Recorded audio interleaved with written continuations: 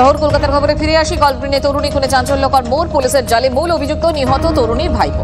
হরিদেবপুর থেকে সাবির আলীকে গ্রেফতার করল পুলিশ। 10,000 টাকা ধার চেয়ে না পাওয়ায় খুনের অভিযোগ। অপমান করলে রাগে ছুরি দিয়ে তাকে কোপায় অভিযুক্ত। জেরায় খুনের কথা স্বীকার করেছে অভিযুক্ত সাবির আলী, এমনটাই খবর। সৌভিক আমাদের প্রতিনিধি আমাদের সঙ্গে সরাসরি রয়েছে। সৌভিক, পুলিশের তরফ থেকে কি জানতে পারছি আমরা?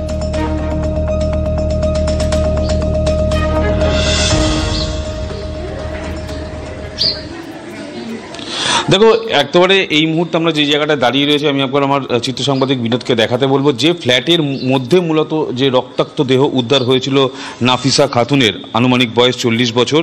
এই নাফিসা খাতুনকেই কিন্তু গতকালকের সন্ধ্যাবেলা থেকে বিকেলের পর থেকে তার বাড়ির লোক কিন্তু খুঁজে পাচ্ছিল না, এবং তার মায়ের একটি দোকান রয়েছে, চায়ের দোকান, যেটা গল্ফগ্রিন থানার ঠিক পিছন দিকে, এবং তার মা বিভিন্ন জায়গায় খোঁজ খবর চালাবার পরে যখন তার মেয়েকে খুঁজে পাচ্ছিল না, প্রতিবেশীদের জিজ্ঞাসা করেছিল কেউ নাফিসাকে দেখেছে কিনা, এবং সেই সময় তার মা যখন ঘরের মধ্যে ঢোকে, নাফিসার ঘরের মধ্যে ঢোকে, সেই সময় গিয়ে দেখা তিনি দেখতে পান যে নাফিসা তার খাটের নিচে রক্তাক্ত অবস্থায় পড়ে রয়েছে, এবং তার শরীরে বিভিন্ন জায়গায় একাধিক জায়গায় আঘাতের চিহ্ন রয়েছে। একেবারে গল্ফগ্রিন থানা থেকে প্রায় 200 মিটার দূরত্বে এই ঘটনা, এবং পরবর্তীকালে পুলিশকে খবর দিলে পুলিশ কিন্তু যখন আসে, দেহ উদ্ধার করে, হোমিসাইড আসে, তদন্ত শুরু করে। পুলিশের যেটা সন্দেহ হচ্ছিল, যেহেতু এই যে দরজা, সেই দরজাটা যে খোলা ছিল, ঘরের দরজা, তার জন্য কিন্তু পুলিশ প্রথম থেকেই সন্দেহ করছিল যে নিজের লোক কেউ এই ঘটনার সঙ্গে জড়িত রয়েছে কিনা, অর্থাৎ পরিচিত কেউ জড়িত রয়েছে কিনা, এবং সেই মতো কিন্তু পরিবারের বিভিন্ন সদস্যকে জিজ্ঞাসাবাদ করা হচ্ছিল। এবং পরবর্তীকালে এই যে সাব্বির আলী বলে যে ব্যক্তিকে ইতিমধ্যেই পুলিশ অ্যারেস্ট করেছে, এ হচ্ছে নাফিসার ভাইপো, অর্থাৎ পিসির কাছে সে এসেছিল। পুলিশ সূত্র থেকে যেমনটা জানা যাচ্ছে, তার বেশ কিছু জায়গায় ধার হয়ে গেছিল, পিসির কাছে টাকার জন্য সে এসেছিল, 10,000 টাকা তার কাছে চায়, এবং পিসি কিন্তু কোনো রকমভাবে 10,000 টাকা দিতে রাজি হয় না, এবং এই নিয়ে দুজনের মধ্যে বাকবিতণ্ডা শুরু হয়। পরবর্তীকালে নাফিসা খাতুন সে কিন্তু রান্নাঘর থেকে একটি ছুরি বার করে নিজের ভাইপোকে ভয় দেখাতে থাকে যাতে সে ভাইপো সেখান থেকে চলে যায়।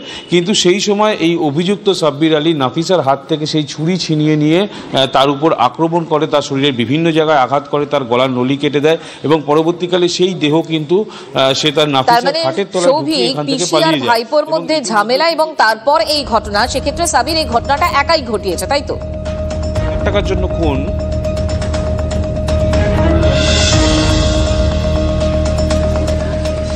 দেখো, একদমই তাই, পুলিশের সেমনটাই সন্দেহ, যদিও সবে তদন্ত শুরু হয়েছে।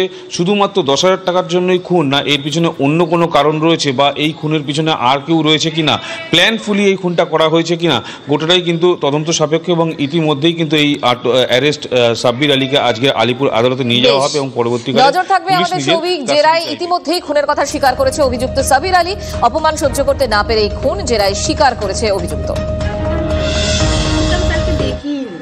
কাল দেখেনি, তার আগের দিন লাস্ট কবে দেখেছেন ওকে? ওকে এমনি রাস্তায় আমি দেখেছিলাম ফোনে কথা বলতে।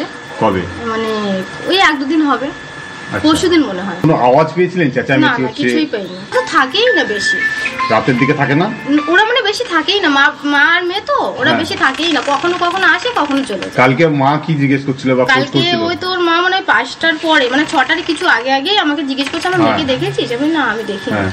ব্যাস তারপরেই শোনা গেল মানে এই ব্যাপার হয়েছে। এবার একটু মালদায় চলে আসি, কারণ সেখানে মারছে তৃণমূল, মরছে তৃণমূল, এবং ধরাও পড়ছে তৃণমূল। কালিয়াচকে তৃণমূল কর্মী খুনে গ্রেফতার দলেরই কর্মী, যে কিনা অন্যতম অভিযুক্ত জাকির শেখের ঘনিষ্ঠ। তবে জাকিরের টিকি ছুঁতে পারেনি পুলিশ। অভিযোগ, সমাজ বিরোধীরা এখন এলাকার নিয়ন্ত্রক। মূলত কালিয়াচকে তো বটেই, চেরাও চালাম, বেআইনি অস্ত্র, জাল নোটের কারবার, কি না হয় এই কালিয়াচকে, মানে যত কাণ্ড সবই কালিয়াচকে।